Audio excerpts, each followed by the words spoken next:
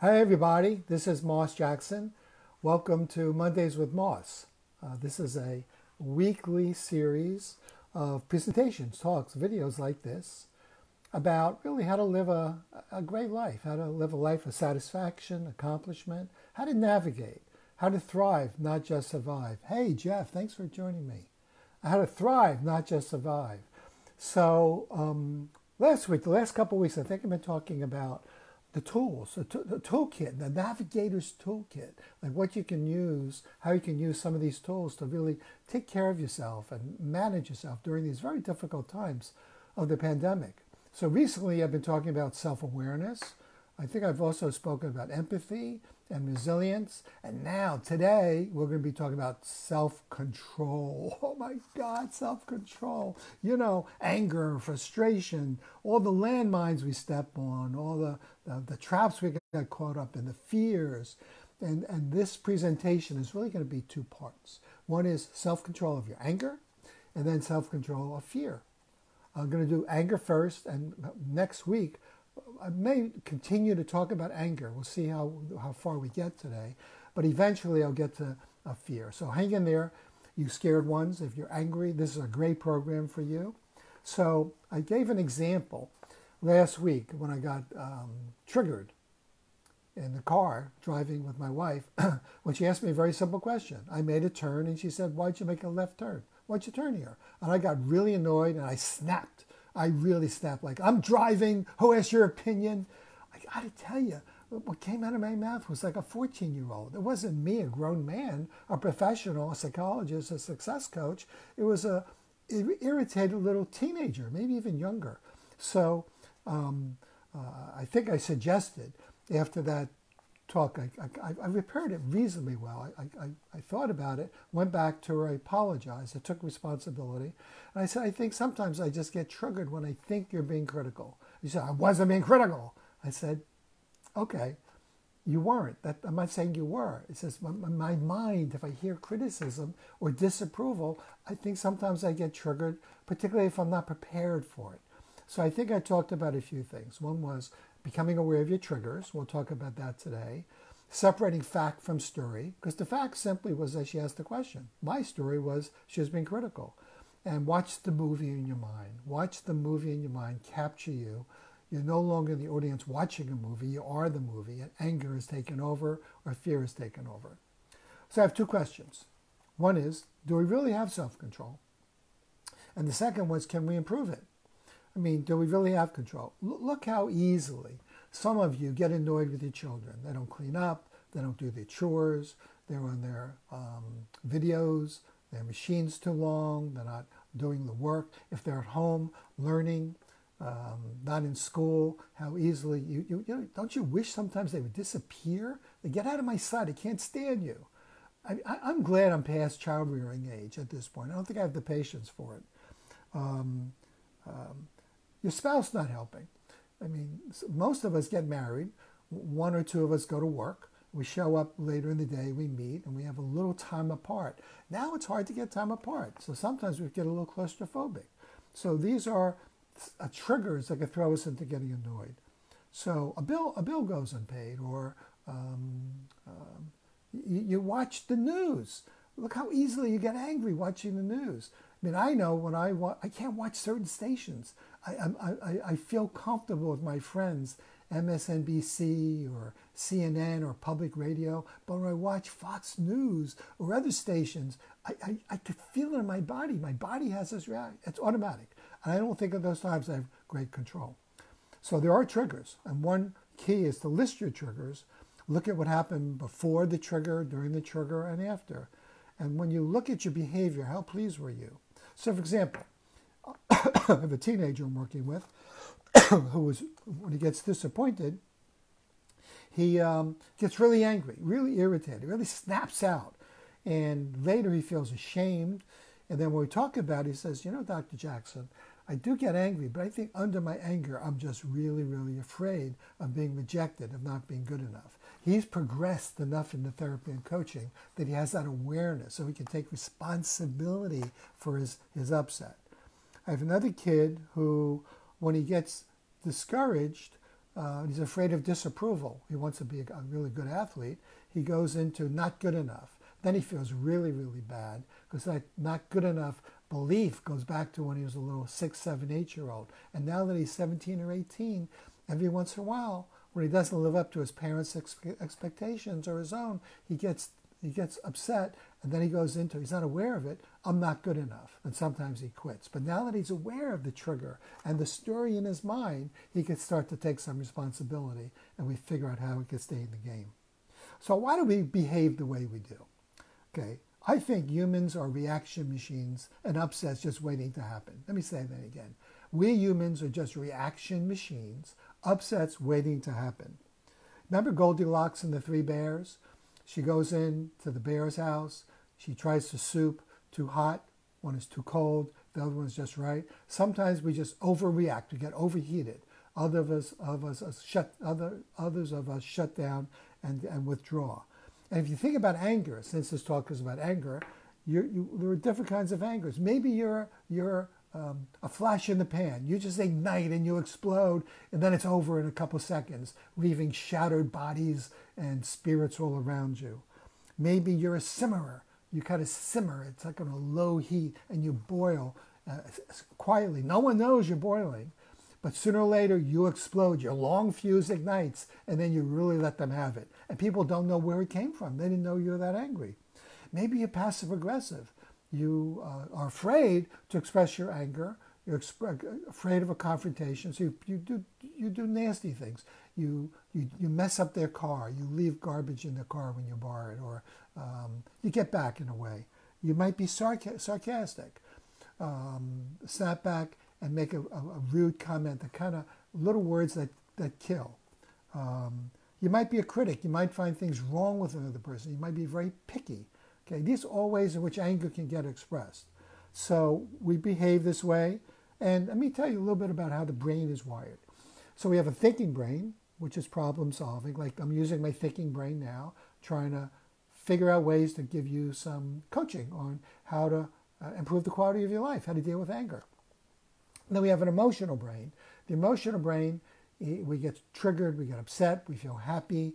But when we get triggered, that part of the brain is kind of like an alarm. It's like a smoke alarm or a fire alarm that goes off really fast. It detects the possibility of danger, and rather than taking the chance, it just says, go, run away, or attack, get angry, or hide, do something. So often we get emotionally hijacked. The anger and the fear take us over. So when we get angry, we have a chemical in our bodies called cortisol. Cortisol generates muscular tension. It takes the blood out of our stomach area, out of our digestive area, into our muscles, so we're ready to flee or to fight. When we're happy and getting along, we have oxytocin. Oxytocin is the chemical that binds. That's the love chemical. When we're angry, oxytocin drops. It really drops. You raise your cortisol, oxytocin drops. So if you can find a way to regain control, oxytocin increases. We start to feel safer, more connected, and maybe then we can actually talk it out. So let's take a look at the costs. What does getting angry cost you? There are a lot of costs here, okay? One is you give up control. You no longer get to choose. Your anger takes over, and your emotional locomotive rushes over, your thinking brain squashes it. Actually, when you get angry, you often will lose about 40% of your thinking ability. Some of you cannot afford to lose it. You're not that smart to begin with. Okay? You might also create unintended consequences. You do damage around you. There's roadkill around you. And then you feel shame and guilt later. You lose trust and safety. When you're angry and you lash out, people don't feel safe with you. They don't exactly know, why are you so angry at me? What did I do? Often when you're angry, you lose your productivity. Anger takes a lot of energy. It's like you're in your car, you start it up, and you, instead of shifting into first gear, if you have a first gear, you keep it in neutral, and you're just stepping on the accelerator, burning all this energy. Anger burns a lot of energy, and it doesn't get you very far. Also, often you look stupid. You look really stupid. People around you say, why is Moss acting that way? Why is he yelling at his wife? Why is Lois yelling at the kids? What's the big deal? They're just watching their TV. Also, you become a victim. to your own circumstances. You allow the circumstances to trigger your anger. You scare the hell out of children. If you have children and you're angry, I got some parents I work with, their kids are terrified. They're afraid their parents are going to turn into the raging Hulk. And when one of them does it, it's bad. When two of them do it, it's horrendous. Also, you do a lot of damage to your immune system and your health. Blood pressure goes up. You develop cardiac problems, digestive problems. People die early. Angry people die earlier. It's a mess. Being angry and letting anger take you over is not good, particularly if you stay angry too long. Now, there are some payoffs, though, because we've been angry for millions of years, so why do we keep doing it? Well, one is you can get to dominate others. It feels good for the moment. I'm not going to let you tell me what to do. You make me feel bad? Fuck me, fuck you. I'll show you, okay? You can be right, make others wrong. Sometimes it's really important to get angry, particularly if it's a real threat. But often it's not a real threat. It's a perceived threat. It's the story, the movie in your mind, and you believe the story instead of checking it out. Anger is a great way to get revenge. Plot your revenge. What's the expression? Well, it's revenge. But I don't believe in anger as revenge. I think success is your best revenge. It also hides your real pain. Underneath your anger, you might be deeply disappointed or ashamed or hurt, but you can't express it because you don't feel comfortable being vulnerable, okay? Also, it's a way of changing others. If you intimidate others, maybe they'll change their behavior. They may change their behavior overtly, but they'll get back at you. They'll be passive-aggressive, believe me, they'll get back at you. Okay. And also, it's a way of getting attention. Some people have learned over the years, I'll just throw a temper tantrum and I'll get attention. And the way they get it is we do things to shut them up. We give them what they want. We pacify them. And they may shut up at the moment, but you reinforce bad behavior.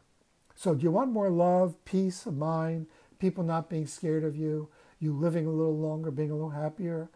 Let's look into a safe control toolbox and see what we can find. Okay? Well, first of all, you have to want to increase your self-control. You have to make a conscious decision.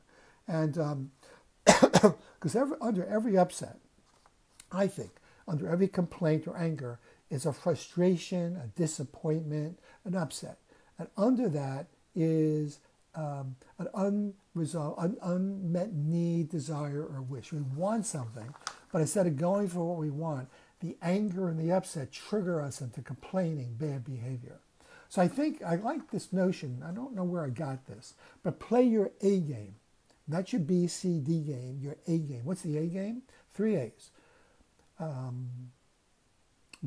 Acknowledge or be self-aware.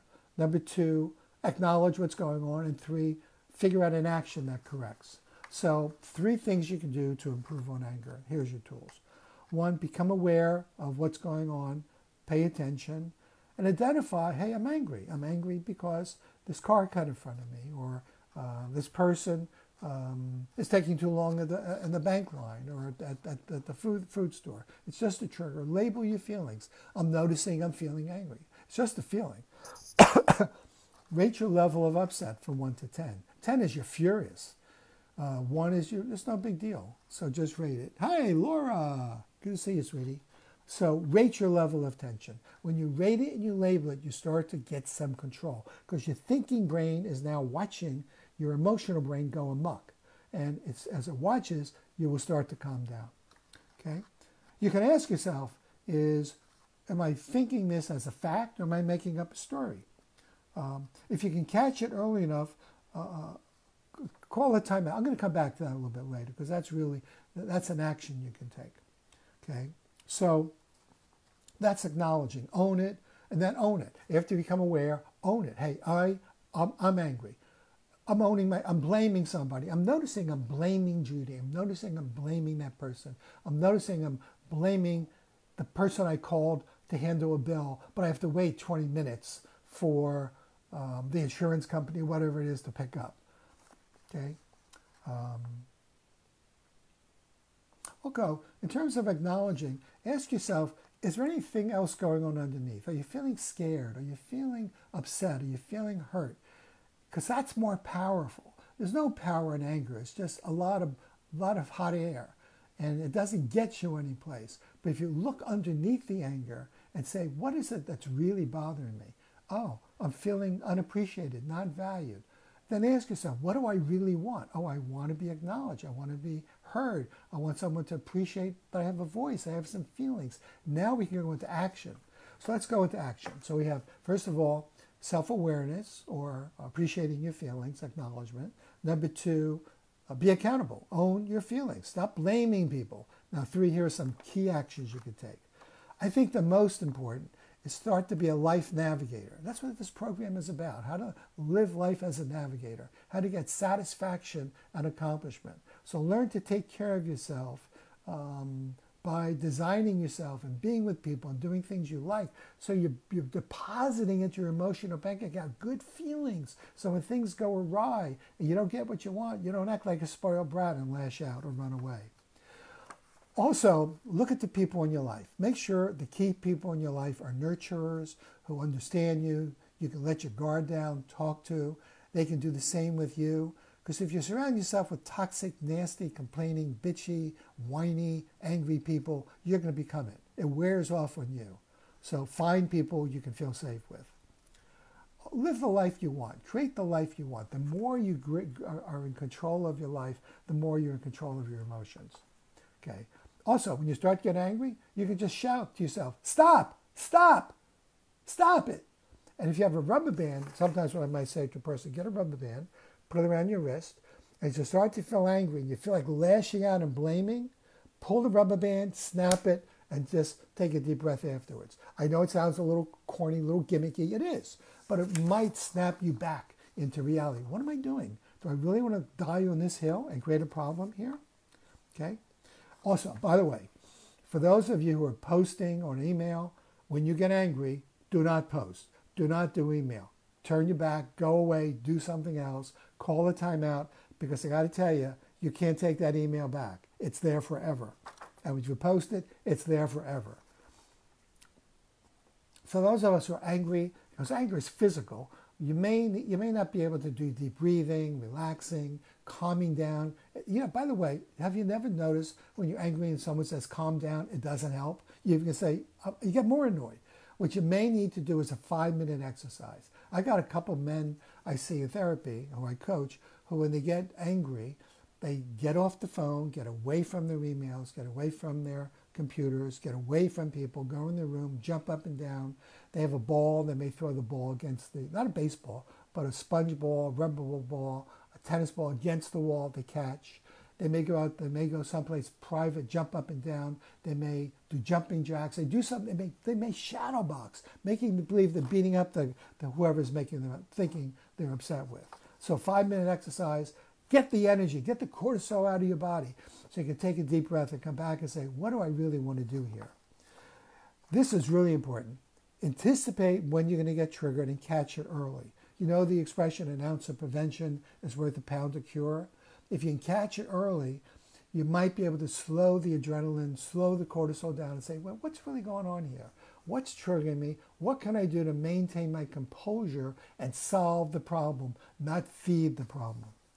One good way of solving the problem is particularly if those of you get flooded too quickly and the anger floods into your thinking brain, get away and write it down. Write it in a journal. Keep an anger journal. Write what triggered you, what your poisonous thought is, what you think the other person is doing to you. I promise you, it will slow down your reaction and you begin to think, wait a minute, is that person really doing it to me? Or am I just upset that I'm not getting my way? In some ways, we're all little spoiled 2 to 4-year-olds. We want our way and we don't get it. We get upset, frustrated, angry. Okay? So write it down. Make your anger situational, not personal. People aren't getting up in the morning thinking about how to make your life miserable. Stuff happens, shit happens. So we got to learn how to roll with it, not take every situation and make a big deal out of it. It's a situational upset. It's not personal. Remember the KISS expression? Keep it simple, stupid. Focus on one thing at a time. The worst thing to do, my mother used to do this. If she were to get angry at my father, my brother, me, or my sister, she'd hit us with the kitchen sink. What's the kitchen sink? not only should you be angry at what we did at that moment, like maybe not do our homework, you never do your homework. You never clean up after yourself. I'm always doing everything around here. You never take care of anything. You're just like your father. You're just like your grandfather. You know, when are you guys ever going to grow up? You never make my life. It's like, shut the volcano down. You can only handle one thing at a time. So don't dump the kitchen sink on someone else by bringing up 5, 10, 20 years, a lifetime of complaints. All of us need decompression time. I had a client once, a patient, who, a very successful, highly aggressive a guy. He would come home, he'd be on the phone yelling at people and his staff. He would get home, slam on the brakes, run out of the car, open the door, and start screaming at his wife or his kids. And everyone at home were terrified at him. I said to him, look, let's call him Jack. Jack, before you get home, stop making phone calls. Listen to music, whatever you want to listen to. When you get home, do not get out of the car. Take 5 minutes, check in with yourself. Rate your level of anger, 1 to 10. Ask yourself, what are you really angry about? Number 3, acknowledge it, that you're that angry. Take accountability. You're angry and you're bringing poison into the family. You're going to bring the emotional virus, the emotional pandemic into the house. You can contaminate your lovely wife and your children. Do not get out of the car until you've calmed down. Decompress first and then go in the house. And by the way, if you haven't decompressed when you're in the house, go upstairs, change your clothes, take a shower, work out in your gym equipment if you have it. Bounce the ball, okay? Also, I have a couple I'm seeing who, when they get angry, they're really nasty. They're vicious towards each other. They dump kitchen sinks all over them. They're totally out of control. The police have been called a number of times. Either the neighbors call the police or one of them call the police. They're really quite angry, quite aggressive. So, and then what they do is once they calm down, they think they're calm, they come back to talk, and immediately they reignite and start the battle all over again. Sometimes the police have to come 2 or 3 times in a night. Only start to talk when you're resolved and you're calm. You need to be calmer and think about, what do I want to say? What's my purpose here? What's my intention? Do I want to go back and kill this person? Do I want to go back and have a dialogue? This is extremely important. When you're trying to resolve a problem, there are 2 people, you and the other person. You need to speak clearly. You need to assert. You need to express yourself. You need to advocate. I'm feeling, hey, I really like being in a relationship with you, but something happened recently that really made me feel really upset, really depressed me, and I'm feeling angry, so I need to talk about it. And the reason I'm talking about it, I want to get it off my chest. I want to see if you meant to hurt me, how you think about it, and move on. So you need to be able to speak up by straight talk, you saying what's on your mind, not in your emotions, not in your emotional brain. Think it out. And number 2, listen to the other person. Dialogue is going back and forth, not tit for tat. One person speaks at a time. The other person shuts up. So you got to create that agreement. Let me say what I'm saying, and let me get it out. It may not sound good, but bear with me. I love you. I want to resolve this. I want to get back in a good working relationship with you. I also want to hear what you think, and maybe I'm wrong. And if I'm making up a story, I'll acknowledge it, and we'll figure out what to do. Okay? I like the one my daughter once told me. I have 2 daughters, Jenny and Laura. I'm not sure which one told me about it, but it's the sandwich technique. So if you got a complaint, for example, I have a partner, and my partner will sometimes say to me, because I'm not the best detailed person on the planet. I'm a pretty big picture thinker, somewhat impulsive, maybe a lot impulsive. So, hi, David, Larry, hi there. So I'm a bit impulsive. So I'll do a ready, fire aim. I trust my instincts. I trust my intuition. Sometimes I create a little havoc. So my partner's learned over the years, the worst thing to do to me is confront me directly and say, what the hell the F you doing? I thought we had an agreement. So I feel attacked, and then I do it with my wife. I get defensive. He's learned over the years to say, Moss, I love being a partner with you. You know, you bring such creativity and aliveness and energy. Something happened, though, recently. We may have a problem here, okay? We may have created a financial difficulty, or maybe even a legal difficulty, or maybe you've done something, I think, that may have annoyed one of our therapists. So let me tell you what I'm observing. I may be wrong, but I'm going to lay it out for you. Breathe, Don't attack, no counterattack. So the sandwich technique is he starts with something positive. He gives me the hit, not the kitchen sink, the one situation. Then he says, so I'm saying this to you because I'm really committed to you and I having a great Center for Psychological Services, supporting our other therapists, and having our clients really love working with us. And then I'm sitting back. For some reason, he really has done a brilliant job calming me down. Laura, that's Jenny. Oh, thank you. Jenny was the sandwich technique. Okay, maybe I used the sandwich technique on you. Tell me if I did. So anyway, he's brilliant at that because he doesn't ridicule me or humiliate me with my anger, doesn't take my behavior personally. He kind of takes responsibility for the two of us. So in a way, I'll leave you with this. I'm not just responsible for my anger. I'm also responsible for yours because we're in a relationship. So right now we live in a society where, let's say, Democrats, Republicans, we're not doing a great job dialoguing. We're not talking straight. We're not listening to the other person. We're not looking at what's the common good. How do we seek a common ground and take care of ourselves because we're in community? There was a time, I think, human beings probably were a little bit more cooperative when we lived in communal ways of living, maybe agriculturally, and we had to live in tribes and take care of each other. If not, we would get killed or we get thrown in the woods and let the wolves eat us. But I think we've become so individualistic, materialistic, and don't tell me what to do, and so polarized, we let anger take the better of us, and we don't really appreciate our full humanity. So, hope you got something from the talk today. Definitely contact me if you want to learn more. You can call me. There's information. You have my number and how to look at my post or get in touch with me through email. I'll be glad to chat with you. And remember, we're navigating life. We're not just surviving it. We want to thrive. So today, I kind of went through very quickly a number of issues around, I do have a very, very brief summary for you. Okay. Remember this. This is bottom line, folks. Remember this. You're not a princess or a prince. You're no longer adorable. Thank you. You're no longer adorable. You're not a cute little 3 or 4-year-old. You're a grown-up troll. Maybe not that bad. Remember, shit happens. It happens. Every day we have about 2,500 conscious thoughts. 2,000 of them are negative. They're worried. They're irritating. 80% of our thinking is negative. We're wired to be negative. And next time we talk, I'm going to tell you where this orange color comes from and why we tend to be edgy. Okay? So remember, stuff happens. Lighten up, folks. Choose your battles wisely. Don't fight every goddamn battle. Sometimes you need to walk away, let it go. You'll be surprised. If you let it go, don't react quickly, the emotional brain, the fire alarm goes off, your thinking brain starts to give you a different picture, appreciating maybe you're making up a story, it's not a fact, and then you could think about, do I want to say something or not? And also, if you are bothered by something, speak before you get bitter. Really try to learn how to figure out, how do I talk to people? How do I talk straight? If someone's upset with me, do I have the courage to say, look, our relationship is really important to me. You seem upset. Have I done anything that's annoyed you? Let's talk. It takes courage.